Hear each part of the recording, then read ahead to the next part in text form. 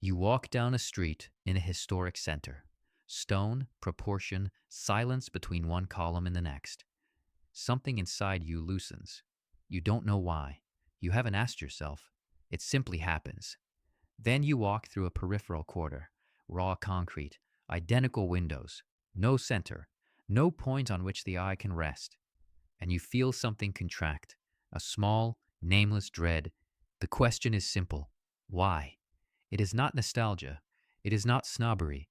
It is something older than both, something that concerns the relationship between the form of things and the form of the soul.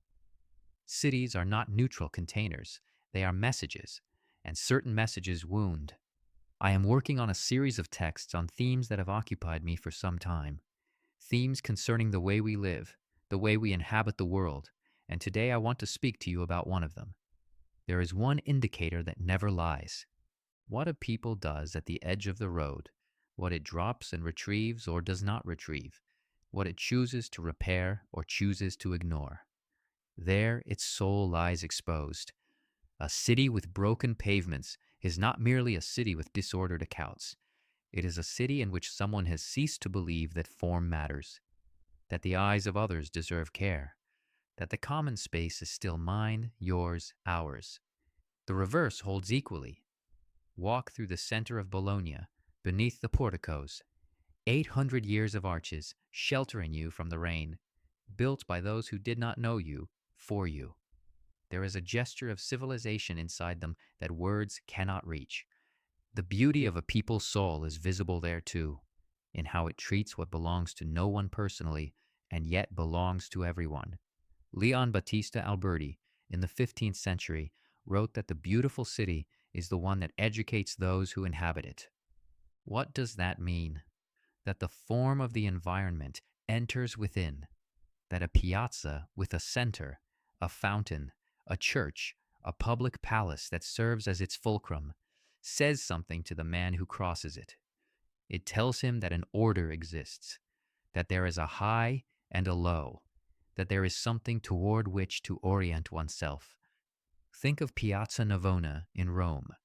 3 fountains, a church closing the far end, Bernini playing with water and marble as though it were music.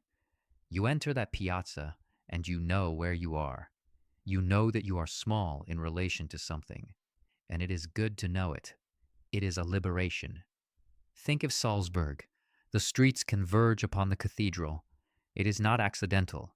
It is a theological decision as much as an urban one. The center of the city is the center of the sacred. Everything turns around something that is worth more than the sum of its parts. Or Bath, in England, the Royal Crescent, a perfect curve of Georgian houses opening toward the park. Its architect, John Wood the Younger, understood that geometry can be an act of devotion, that to arrange things in order is already a moral gesture. These are not places where people live well because they are wealthy. They are places where people are less unhappy because the form of the city tells them every day that a hierarchy exists and that this hierarchy protects. Then came the 20th century. Le Corbusier, Swiss-French architect, prophet of modernism, said something that appeared revolutionary.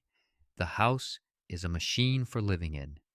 And from that sentence descended half the peripheral housing of Europe. Sarcelles, north of Paris, built in the 1960s to resolve the housing problem. Thousands of identical flats, wide roads for motor cars, no piazza, no center. French sociologists coined a word, Sarcellite, a disease. The symptoms, depression, a sense of abandonment, silent violence. In Italy, there is the Corviale in Rome, a kilometer of reinforced concrete, a single building as long as 10 city blocks. The idea? To concentrate, rationalize, render efficient. The result?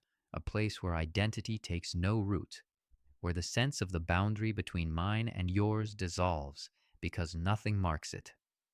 In Palermo, there is the Zen Quarter, Zona Espansione Nord, built in the 1970s. Streets that lead nowhere, buildings that turn their backs upon one another, no church at the center, no fountain, no place where people might meet and recognize themselves as a community. Democratic architecture, that which treats every point in space as equivalent, without center, without summit, without hierarchy, does not liberate man. It leaves him alone in the middle of nothing. The English philosopher Roger Scruton devoted years to this question.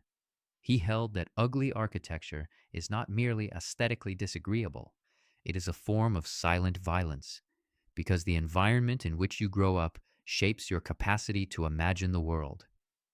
A child who grows up in a courtyard ringed by flaking walls, where the stairwell smells, where not a single tree is visible, that child is not merely poor in material resources, he is poor in forms, and poverty of forms is poverty of the soul. I am not speaking of those who have money and those who do not. I am speaking of something different. I am speaking of care, of intention, of that minimum act which is planting a flower beside the front door, painting a door a color that is not concrete gray, placing a light that makes someone feel expected home.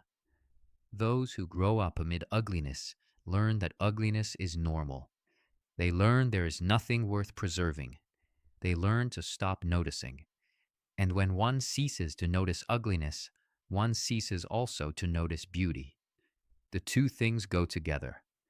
The soul is formed by its surroundings, not by family alone, not by school alone, by the street as well, by the building, by the neglected park or the tended one. Beauty is not a luxury. It is not the indulgence of those with too much leisure. It is the minimum condition for a man to feel at home in the world, for a community to recognize itself as such, for a child to conceive of a future worth the trouble of building. The great civilizations did not raise cathedrals because they were rich. They were rich because they raised cathedrals, because they believed that form mattered, that beauty was an act of respect toward those who would come after. We inherited that form, and in many places we threw it away in the name of efficiency, economy, equality.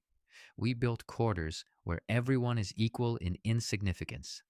There is something profoundly wrong in this, and I believe we feel it. We feel it every time we emerge from a suburban station, look upward, and find nothing upon which the eye can rest.